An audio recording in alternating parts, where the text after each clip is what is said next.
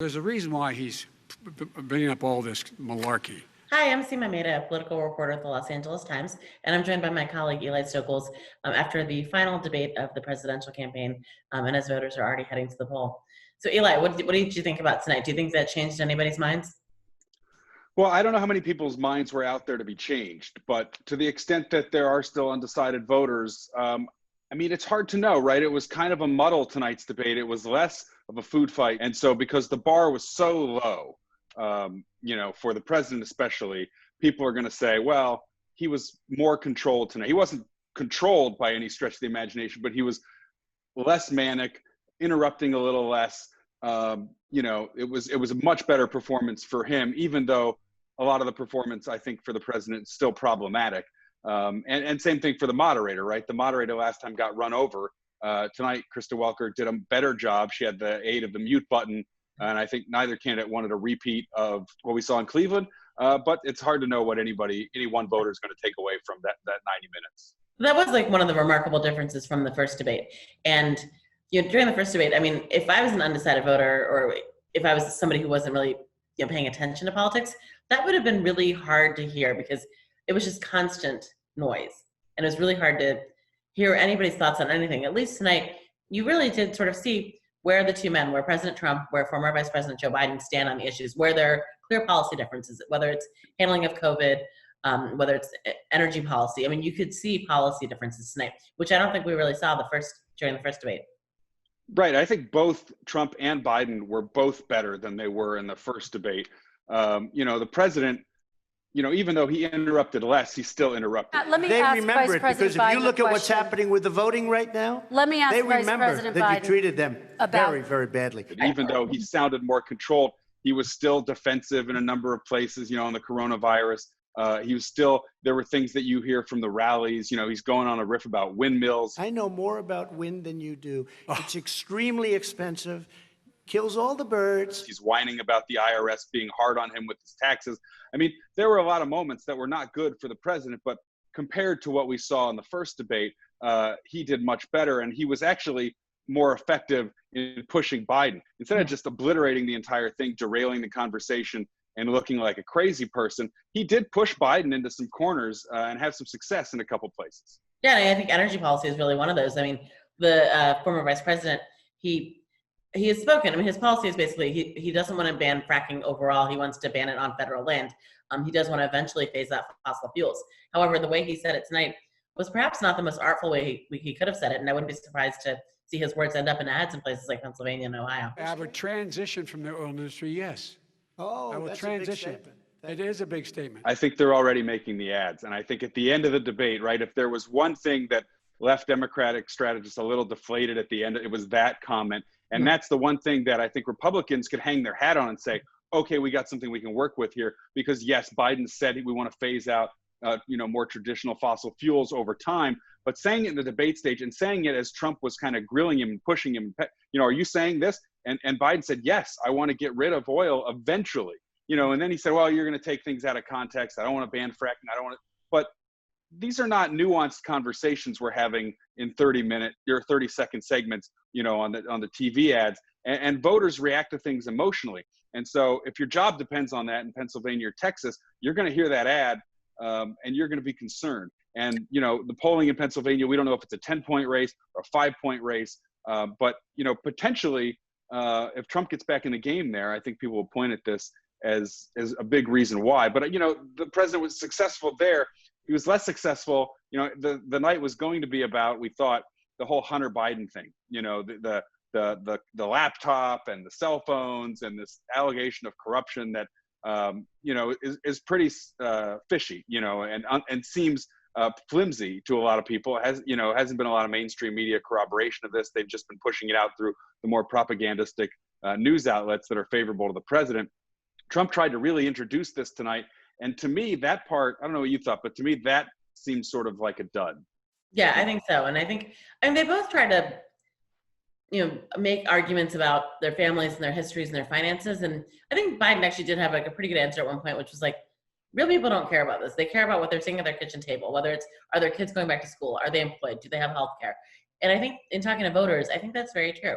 I think if you talk to hardened partisans, I'm sure there's parts of Trump's base that loved hearing him bring that up. But I think for the average voter, that really doesn't. I think, quite frankly, the average voter doesn't know as much about it, and really isn't as in tune with that as sort of these kitchen table issues. And the one other thing that I thought was really an emotional moment, or a moment that could spark emotion among voters, was the discussion of the migrant children who've been separated from their parents, who they don't know where their parents are. And I thought the former vice president had a very strong answer on that in terms of saying that this is not what our nation's about. And the president, I thought his answer, I think he stumbled a little bit there when he was saying they have great facilities, it's very clean. They are so well taken care of. Just in seeing reactions from, especially he's really trying to appeal to suburban women. And if you think about suburban women who are right now, maybe before they watch the debate, they put their kids to sleep thinking about children who don't know where their parents are. I just thought that was a moment that that could sort of, we'll be hearing more about in the future. Yeah, I mean, Trump was kind of not, he sounded like sort of angry Trump, first debate Trump, when he was shouting at Biden and redirecting and projecting and saying, who built the cages? You built the cages. That's not the issue, who built the cages. The issue is you're putting children in there, you're separating them from their families. And when Biden pointed out at the end and talked about hundreds of kids who don't know where their parents are, and the president didn't respond, he shrugged and he said, next, or something like, to that effect, like, let's move on to the moderator. That was quite a moment in terms of Biden saying something, talking about with empathy these kids who don't know where their parents are, and the president just saying, let's move on. Yeah, I thought that was one of Biden's better moments for sure. And then I have to talk about the moderator, because I think she did a fantastic job. Kristen Welker. And we saw what happened. I mean, it's, for any moderator, handling debates is obviously an incredibly stressful job. I think with this president in particular, it's a very, very difficult task. And I think she did a really good job of, trying to keep the moment flowing, the night flowing, keeping both of them relatively on task, and just, not letting them largely step all over each other. I agree. I mean, obviously she did, the bar was low for her too, right? Like in terms of what Chris Wallace was able to do in the first debate, not that it was all his fault, but she did a much more effective job in these 90 minutes than we saw the moderator do the first time out.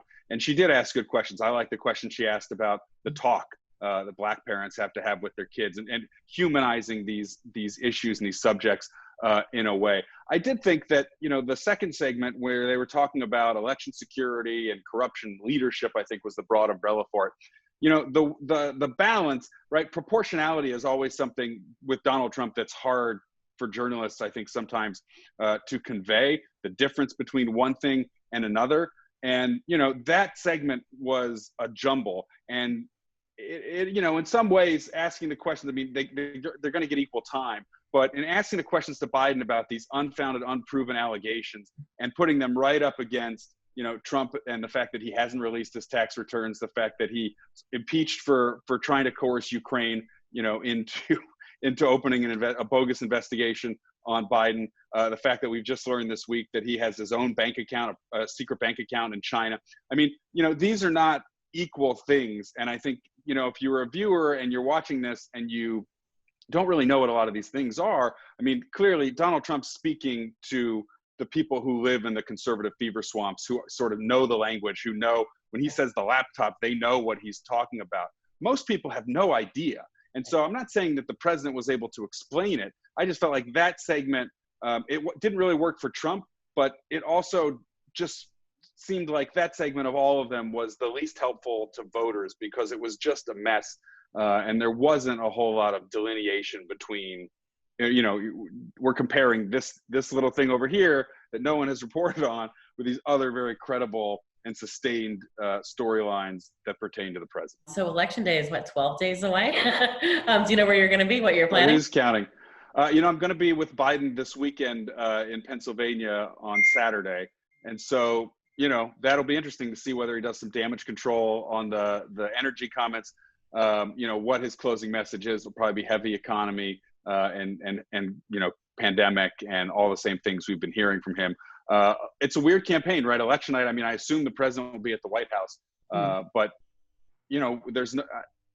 If anybody's going to have like a big election night party and invite a bunch of people, it'd be Donald Trump. But we're not expecting that. It's hard. It's even harder now to make predictions. than it was 4 years ago. And I think so many people were wrong 4 years ago. They don't want to make predictions anyway. Do you have one though? I mean, can I put you on the spot? I mean, everyone is so scarred after 4 years ago, and then you add all the layers you just talked about. I don't think anybody would be willing to make one, but do you? Well, I don't, but I just think that, if you look at the polling averages, which are, a single poll may not tell you anything, but the polling averages, there's so much polling, I think pretty consistent, right? I mean, and I talk to people who are on the Democratic side and the Republican side, just as you do. And I think most of them would agree that they'd much rather be Joe Biden at this point in the race than the president. But 12 days, you never know. I mean, it seems like there just aren't that many people undecided at this point. Like Hillary and Trump was a really tough choice for people because they might not have been wild about either one. And this is easier. I mean, Biden's favorables are over 50%. That's kind of remarkable given what Trump has thrown at him. So there are a lot of reasons to trust the polling here, but it's hard to make any sort of, slam dunk prediction at this point. I mean, it's not even the polling. When you look at the financials, you know which one you'd want to be. But that said, Right. We are 12 days out, and a hell of a lot can happen in 12 days. So, and I look forward to discussing that with you 12 days, hopefully 12 or 13 days from now. And I hope it's not a month from now, but we finally actually know the result. Yeah, hopefully not. Hopefully it's a 12 or 15 days or something in that window. Hopefully it's in November. Let's go with that. November. Let's go with that. Yeah. And so with that, thank you so much for watching us. And we look forward to talking to you again about the rest of the election in the final days. Thank you.